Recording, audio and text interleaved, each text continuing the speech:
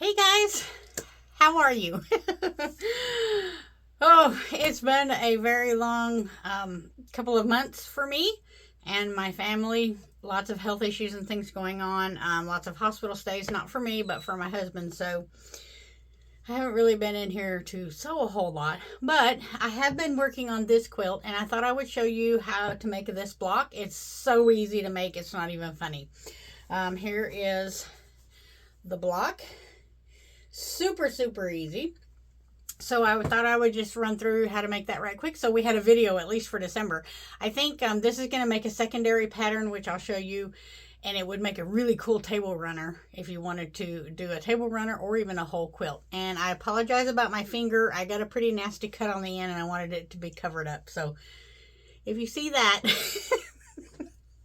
that's what that is. So let's get started. Now this is easy, and what I like about it is I had leftover 10-inch squares. This uses 10-inch squares, or I did anyway, to make these, so it's super easy. So let's get into how to make this block.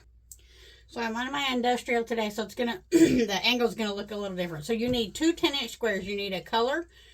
I take that back. You're gonna need four 10-inch squares total. You're gonna need two prints or color. So I've got this blue and this green, and then also two backgrounds for each block. And these make a pretty big block. I think I didn't measure that, but I want to say it was 12 inches. Yeah, I think it's a little over 12 inches. So it makes a pretty decent sized block.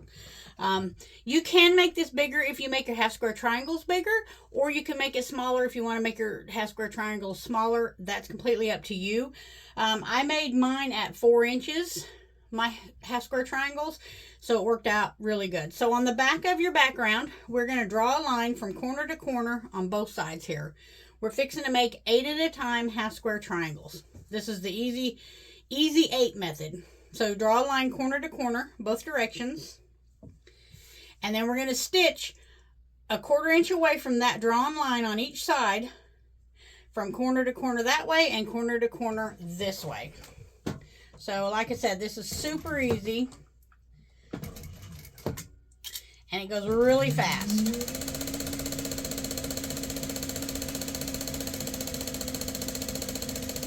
So once you go down one side, 1/4 inch away from that seam, then you're just going to flip it around and go right down the other side.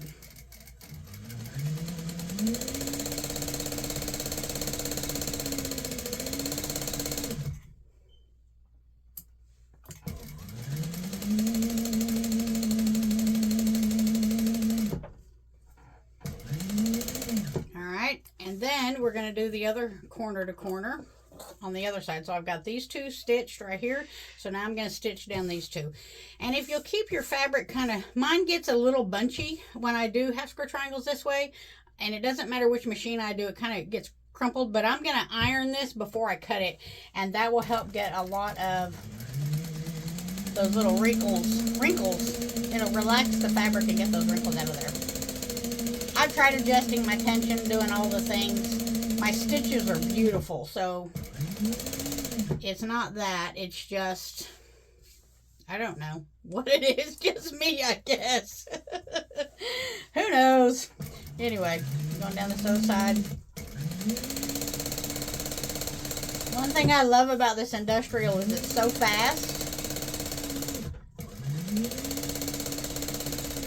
And it sews beautifully, really and truly. It's so smooth. Okay. So I'm going to press this. You would do this to both of these. I'm just going to show you the one for right now. So I'm going to kind of press this before I do any cutting or anything like that. Okay, so I have it pressed. You can see it's much flatter. So I'm going to cut this. We're going to cut it 4 times. So we're going to cut directly down the middle this way, then across the drawn line this way, and across the drawn line that way. Since this is a 10-inch square, I want to cut it directly in half. I have a 5-inch ruler. So if you don't have a 5-inch ruler, you just want to make sure that whatever ruler you use, you line up along the edge of your 10-inch square, and it needs to come right where those stitches intersect, in the very center right there. And that'll put you exactly halfway. But even if you're off just a little, don't worry about it, because we are going to trim these up. So I did my first cut this way. I'm going to do my next cut this way. All right, and then I'm going to go on the drawn line here. So right down the center this way. And then you're probably going to see the back of my elbow because this is an awkward position, but we're going this way. Okay, and so that gives us 8 half square triangles. They should all be the exact same. I apologize for the mess. It's fine. It's going to be fine. So you're going to press all of these open. I like to press mine open because I use a block lock squaring tool to trim mine up. But if you like to trim them before you press them, I would do that now. I'm going to trim mine at 4 inches. You can probably get 4.5 inches of half square triangles if you did your seam correctly. Mine, it never fails that I would get half of these would come out. I could get 4.5. The other half were just a little under. So I just went to 4 inches on all of them, just to make it uniform and so that they were all the same for me. And it still made it, you know, a 12-inch block, 12.5-inch block. Still a pretty good sized block. So anyway, we're just going to press all of these open. I'll go through and get all these pressed. Okay, and once you have them all pressed, then you're going to want to trim them. So I'm using the block lock. And my birds are going to just now start going crazy for whatever reason. So I'm going to trim, I'm going to trim 2 sides. That way I get everything. I get the little dog ears. I get all of it. And there's plenty of room here to do that with. Like I said, I could have got 4.5. But considering the majority of mine came out under 4.5, I just decided that 4 was a good number. So you just have to decide what you want to do with that.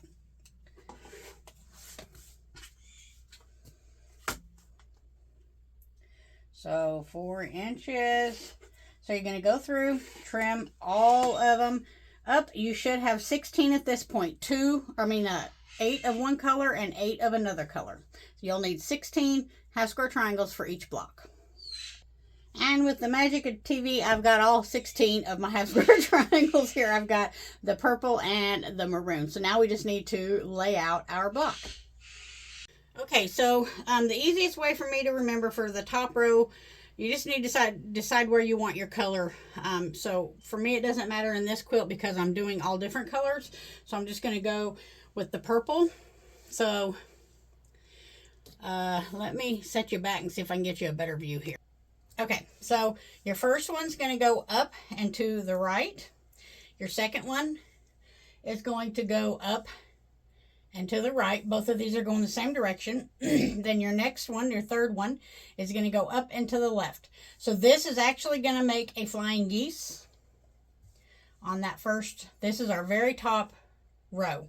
So the next color comes in on the next row. So you're going to go up. What we're making here basically is arrows. So you'll have a flying geese there. Okay, so you want to make, or not arrows, but like a chevron. I guess that would be more of a chevron shape. Now we're going to do the same chevron shape, but it's going to be pointed towards this one. Okay, and then, this way.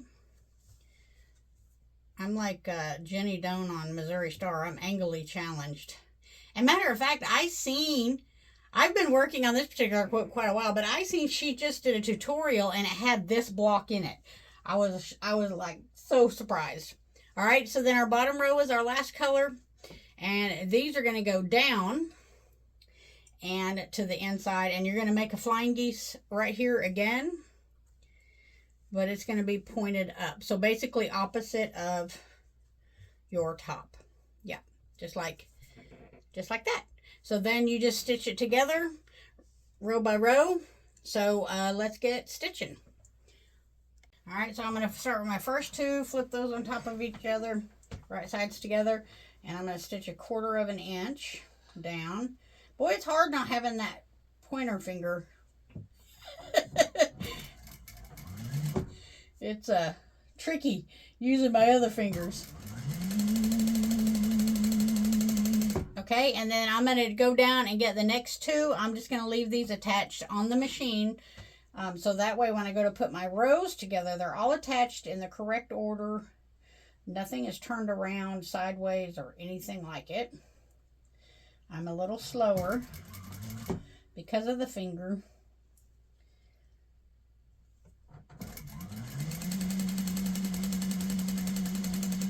Okay, and then the third row, same thing.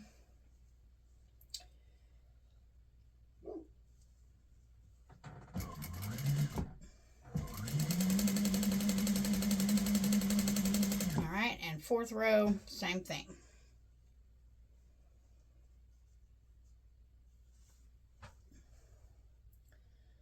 Yeah, this not having that finger, you don't know how bad you use it, how much you use it until you don't have it to use.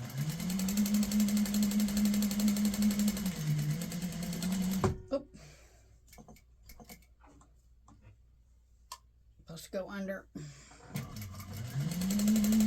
Okay. All right, I'm going to scoot these over so that nothing gets turned around while I work on this. And then on your seams, just press them opposite directions on each row. So this top row, I'm going to press to the left and add my next piece.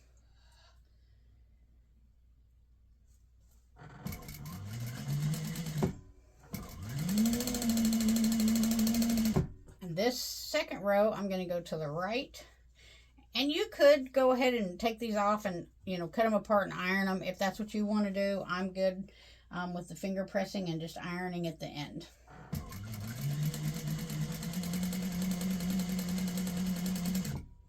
Okay, and this one is going to go to the left.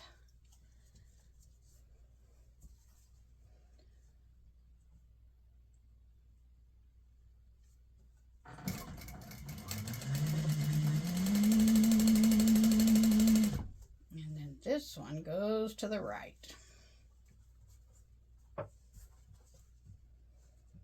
All right. I'll edit and see if I can get this part to fast forward. Probably not, but I'm so tech challenged. Okay. All right, same thing. Just add the last blocks now. I'm going to scooch all those over just so that I don't get them twisted up or turned around, because I've already taken a couple of blocks apart. I moved them over, but I wasn't paying attention and it got twisted, and then I put it on wrong. So this is really a fun block, and it's very quick. You could sew all your half square triangles and do all of them ahead of time, and then go through and pick your colors or prints or whatever and put them together. I was just kind of doing this block by block, only because I haven't been in here to sew very much. And so if I could just come in, do like one block, which it's been taking me months, but I haven't been sewing a whole lot. So anyway, I kind of like lost my sojo is what they say. Of course, I've had a lot going on, you know, and taking care of the farm and running my business and doing all the things. I'm pretty tired usually of an evening. Sorry, not complaining, just, you know, life is life. All right, and this one goes that way.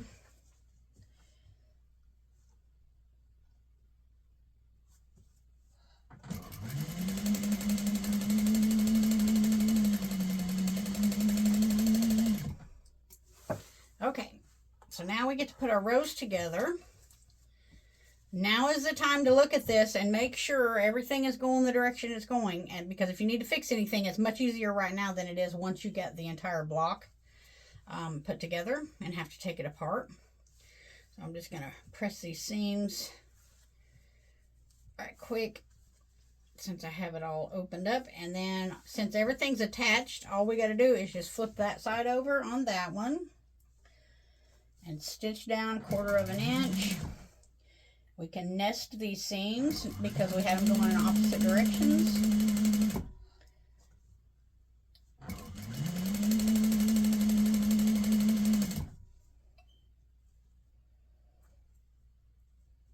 Everything should line up. Since all your house square triangles are squared, everything should line up beautifully, especially if your quarter-inch seam is pretty consistent. It doesn't have to be accurate, it just needs to be consistent.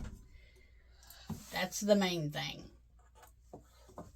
Okay, so we'll flip that around and do this side. And again, everything should nest.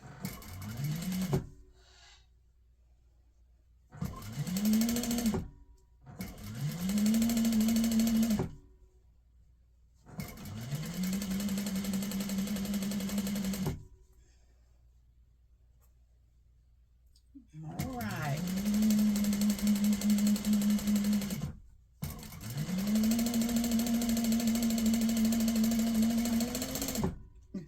And no, the finger did not happen on a sewing machine. It was a power tool, though. Got me. All right, so flip these two over. Last seam. Then we get to press her open, and we have our block finished. And I'll show you the secondary pattern that ends up happening, which I think is just a bonus. It's really cool.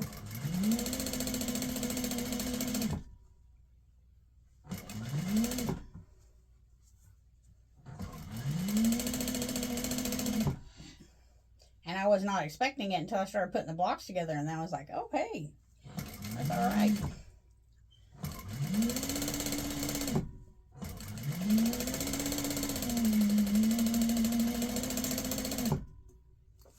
Okay, our block is done.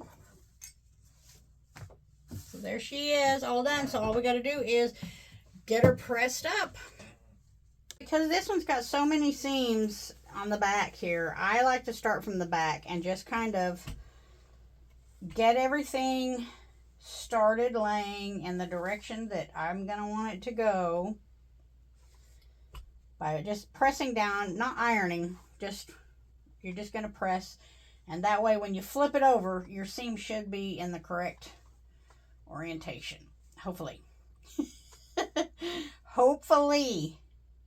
Now these long row seams here, you can press them open if you want. I have not been having too much problem with bulk by just pressing them one direction. So I have been starching these blocks also.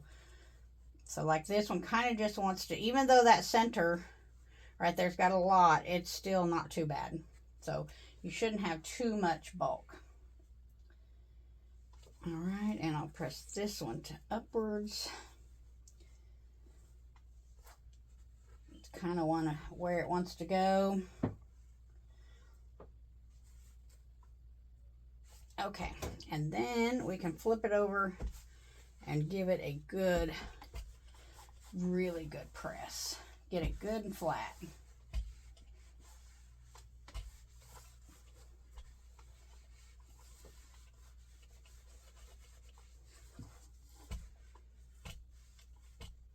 All right, she's all done.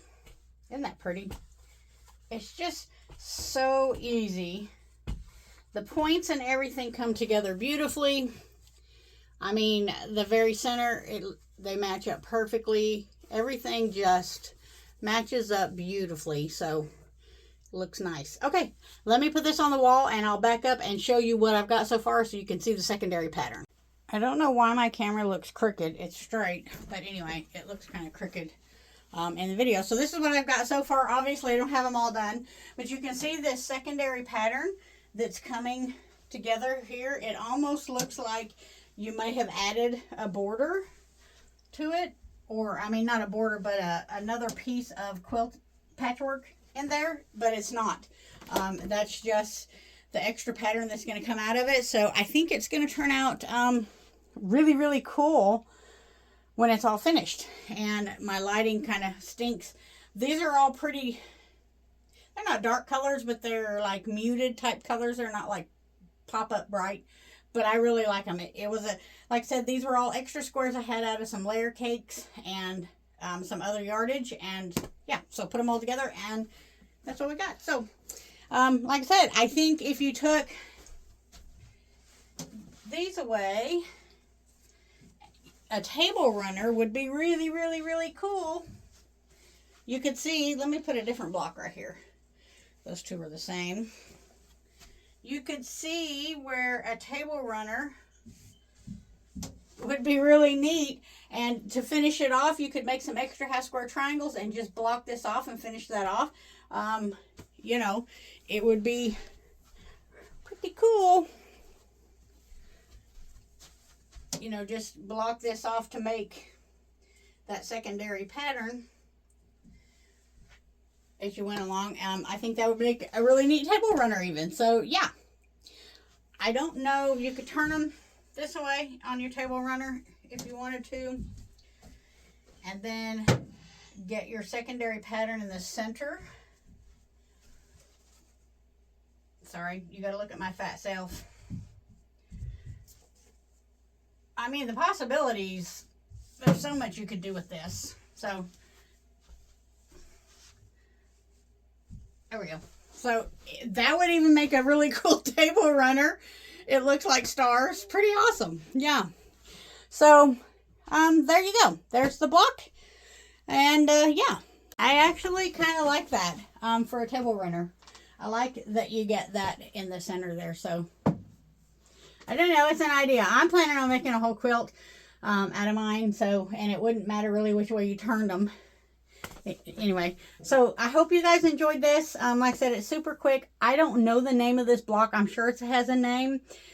I don't know what it is. I just know that I was working on this. I had seen it somewhere, figured it out, and was working on this. And then I seen Jenny at Mystery Star had done a tutorial on it. And I thought, oh, heck, that's all right. So, but anyhow, there you go. I hope you enjoyed it.